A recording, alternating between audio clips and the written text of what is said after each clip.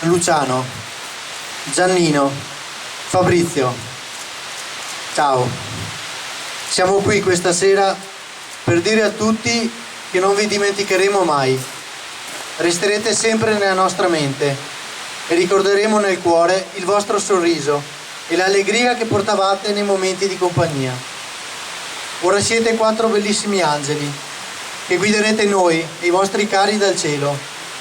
E tutti noi guarderemo le 4 stelle più luminose e nei momenti di bisogno sapremo di trovare 4 amici che sapranno aiutarci e proteggerci. Siamo qui questa sera al Molinetto della Croda perché tutti noi vogliamo che questo posto, meta di sposi e famiglie, non sia ricordato come un angolo dell'inferno, ma grazie al vostro controllo dal cielo sia un posto di paradiso e gioia. Perché è quello che voi vorreste e noi ne siamo sicuri. Un pensiero va anche alla Proloco di Refrontolo. Non mollare mai. Continua la tua attività per il bene del paese e della gente. È quello che vorrebbero anche i nostri 4 amici. Ciao amici, grazie di essere stati con noi. Yomi del 2 agosto.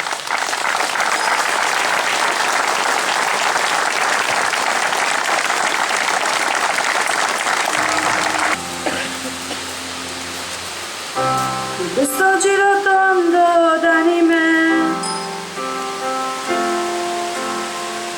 chi si involta è perso e resta qua.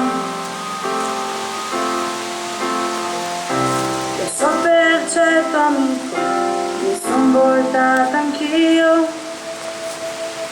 per raggiungerti ho dovuto correre.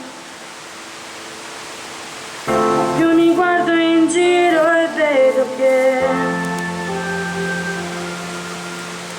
c'è un mondo che va avanti anche se... Ho detto fin dall'inizio grazie al coro Castel di Conegliano che ha animato la messa.